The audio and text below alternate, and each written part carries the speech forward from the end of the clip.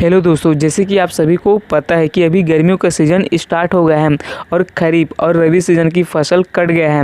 ऐसे में दोस्तों किसानों को आवक का एक नया स्रोत चाहिए। दोस्तों यदि किसानों के पास गर्मियों में सिंचाई के साधन उपलब्ध है तो वहाँ कोई भी फसल या सब्जियों की खेती करके अच्छा मुनाफा कमा सकता है। ऐसे में दोस्तों धनिया की खेती करना किसानों के एक लाभकारी सौदा हो सकता है। गर्मियों में धनिया की खेती करना भी उसके लिए एक अच्छा ऑप्शन हो सकता है। दोस्तों गर्मियों में धनिया की अधिक मांग रहती है और प्लस इसकी कीमत भी बहुत ज़्यादा रहता है। साथ ही साथ दोस्तों इसमें रोग और कीट भी कम लगता है। तो दोस्तों इस वीडियो में हम गर्मियों में इसी धनिया की खेती के बारे में जानेंगे कि गर्मियों में इसकी बुआई कब करनी चाहिए, बुआई के लिए अच्छी किस्में कौन कौन से होती है उसके बारे में, साथ ही साथ इसमें सिंचाई, खरपतवार और इसकी कीमत के बारे में जानेंगे।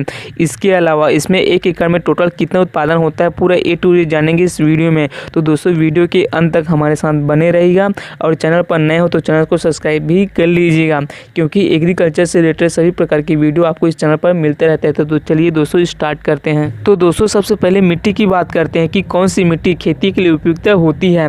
तो दोस्तों धनिया की खेती के लिए दोमट और कछारी भूमि उपयुक्त होती है, जिसमें जल धारण करने की क्षमता अधिक होती है। साथ ही साथ आप इसे काली मिट्टी में भी कर सकते हैं। दोस्तों जिस खेत का आप चुनाव कर रहे हैं वो अच्छी जल निकास वाली होनी चाहिए। साथ ही साथ जिस मिट्टी में आप धनिया की खेती कर रहे हैं उसमें जीवांश की मात्रा भी अधिक होनी चाहिए। हो सके तो आप धनिया की बुआई से पहले 1 सप्ताह पहले गोबर की खाद भी आप इसमें डाल सकते हैं। अब बात करते हैं दोस्तों गर्मियों में लगाने के लिए धनिया की उपयुक्त किस्मों के बारे में। तो दोस्तों गर्मियों में सबसे बड़ी समस्या रहती है धनिया के अंकुरन की होती है। अगर दोस्तों धनिया की अंकुरन अच्छा होता है तो इसका अधिक उत्पादन भी आपको प्राप्त होगा। ऐसे में दोस्तों आपको अच्छे किस्मों का चुनाव करना चाहिए। इसके लिए आप धनिया की आप नामधारी सीड्स का प्रयोग कर सकते हैं। इसके अलावा आप VNR कंपनी की मुस्कान वैरायटी भी प्रयोग कर सकते हैं। इसके अलावा दोस्तों मार्केट में बहुत सारे वैरायटी और आते हैं, इसका प्रयोग आप बुआई के लिए कर सकते हैं। दोस्तों आप कोशिश करें कि बुआई के लिए आप हमेशा हाइब्रिड सीड का ही प्रयोग करें। अगर आप गर्मियों में बुआई के लिए देसी बीजों का प्रयोग करते हैं तो बाद में यहाँ धनिये में जल्दी से फूल आ जाता है और कीमत अच्छी नहीं मिल पाती। और जो हाइब्रिड बीज आप खेतों में बुआई के लिए यूज करते हैं उन बीजों को पहले से ही रसायनों के द्वारा उपचार कर लिया जाता है। अगर आप फिर भी आप देसी किस्म का उपयोग करते हैं तो बुआई से पहले बीजों को थायरम या कार्बेंडाजिम का उपयोग करके इसका ट्रीटमेंट कर सकते हैं। इसके लिए आप 2 ग्राम कार्बेंडाजिम को 1 लीटर पानी में घोलकर 1 किलो बीज का उपचार कर सकते हैं। अब आप इन बीजों को ऐसे साबुत ही सीधे बो सकते हैं या बीज से आप इसे 2 टुकड़ों में भी तोड़कर इसकी बुआई कर सकते हैं। इसके लिए इसे आप हाथों से या कुछ भारी चीज़ों से रगड़कर इसे 2 टुकड़ों में तोड़ सकते हैं। बस इस बात का ध्यान रखें कि बीज 2 से अधिक टुकड़े नहीं होना चाहिए, इससे अंकुरन में इफेक्ट पड़ता है। साथ ही साथ दोस्तों आप बीजों की बुआई सीधे भी कर सकते हैं। दोनों ही विधियों में बीजों की अंकुरन अच्छा होता है। अब दोस्तों बात करते हैं बीजों की बुआई के बारे में। तो दोस्तों बीज की बुआई से पहले खेतों में पाटा या रोटावेटर चलाकर मिट्टी को भुरभुरी कर लें और हो सके तो क्यारी या मेड़ बना लें, क्योंकि इसमें सिंचाई और खरपतवार का प्रबंध करना आसान हो जाता है और फसलों को जल भराव से भी बचा सकते हैं। अब दोस्तों धनिया की जिन बीजों की बुआई आप खेतों में करने जा रहे हैं उसे सबसे पहले 10 से 12 घंटे के लिए पानी में डुबाकर रख ले, फिर थोड़ा सा फूल जाने के बाद उसकी बुआई करें। या फिर यह विधि न अपनाकर आप तुरंत इन बीजों को बुआई भी कर सकते हैं, या इन विधि को न अपनाकर आप बीजों की बुआई करने के तुरंत बाद भी पानी चला सकते हैं। दोस्तों इसके अलावा यदि यह खेतों में पहले से नमी है तो 3-4 दिन बाद बीजों की बुआई करने के बाद आप सिंचाई कर सकते हैं। और दोस्तों एक बात का ध्यान रखें कि गर्मी के दिनों में आप यदि बीजों की बुआई कर रहे हैं तो उसे थोड़े से गहराई पर लगभग 5 से 6 सेंटीमीटर की गहराई पर डालें, क्योंकि जब बीजों का अंकुरन हो रहा होगा तो वहाँ तेज धूप से बचा रहेगा। दोस्तों धनिया के अंकुरन ही सबसे ज़्यादा मेन होता है। अगर अंकुरन अच्छा नहीं होगा तो आपका उत्पादन भी कम होगा, जिससे कि प्रॉफिट भी कम होगा।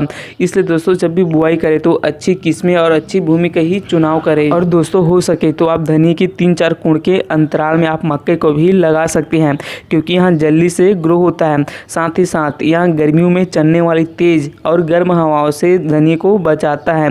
दोस्तों साथ ही साथ आप इसके अलावा धनिया के उत्पादन के साथ साथ आप मक्के की भी अच्छा उत्पादन करके अच्छा मुनाफा कमा सकते हैं। और दोस्तों यदि बात हम उर्वरकों की करें तो बीजों की बुआई से पहले लगभग 1 हफ्ता पहले आप गोबर की खाद को खेतों में छिड़काव कर सकते हैं। और बीजों की बुआई करते समय बीज और DAP को अनुपात को 1:2 में मिलाकर आप बीजों की बुआई कर सकते हैं। और जब बीजों का अंकुरन हो जाने के बाद थोड़ा सा धनिया बड़ा हो जाए तो आप उस पत्तियों में उसकी चमक लाने के लिए आप उसमें पोटास का छिड़काव कर सकते हैं। अब दोस्तों बात करते हैं धनिया में सिंचाई के बारे में। तो दोस्तों यदि गर्मियों के दिनों में आप धनिया की खेती करते हैं तो उसे लगातार पानी देने की आवश्यकता होती है। इसके लिए यदि आप धनिए की अंकुरण हो जाने के बाद 3-4 दिन के अंतराल में उसे लगातार पानी दे सकते हैं। इस बात का ध्यान रखें कि खेतों में जल भराव ना हो, बस खेतों में नमी बने रहे। इस प्रकार से दोस्तों धनिए की सफल खेती की जाती है। दोस्तों यदि आप गर्मी के दिनों में धनिए की खेती करते हो तो आपकी मुनाफा लगभग डबल हो जाएगा, क्योंकि इस समय धनिए की कीमत लगभग डबल हो जाता है। लगभग मार्केट में इसकी कीमत 50 से 60 रुपये किलोग्राम के हिसाब से बिकती है। यदि आप 1 एकड़ में इसकी खेती करते हो तो 1 एकड़ में लगभग 20 से 25 क्विंटल प्रति एकड़ के हिसाब से इसका उत्पादन होता है, जिससे कि आप काफ़ी अच्छा आमदनी प्राप्त कर सकते हो। दोस्तों इस प्रकार से आप गर्मियों के दिनों में धनिए की खेती करके लगभग 1.5 से 2 माह में ही आप अच्छी खासी आमदनी प्राप्त कर सकते हैं। दोस्तों इस वीडियो में कुछ पॉइंट छूट गए हैं, जैसे कि इसमें लगने वाले रोग, कीट, खरपतवार का प्रबंधन, जिसे हम नेक्स्ट वीडियो में कवर करेंगे। तो दोस्तों आज के लिए इतना ही। आशा करता हूँ कि आपको यह वीडियो पसंद आया होगा। यदि आपको यह वीडियो अच्छी लगी हो तो वीडियो को लाइक कीजिएगा और अपने दोस्तों और किसान भाइयों के साथ इसे जरूर शेयर कीजिएगा। और यदि आप हमारे चैनल पर नए हो तो चैनल को सब्सक्राइब भी कर लीजिएगा, क्योंकि इसमें एग्रीकल्चर से रिलेटेड सभी प्रकार की वीडियो आपको इसमें लगातार मिलते रहेंगे। तो दोस्तों आज के लिए इतना ही। Thank you.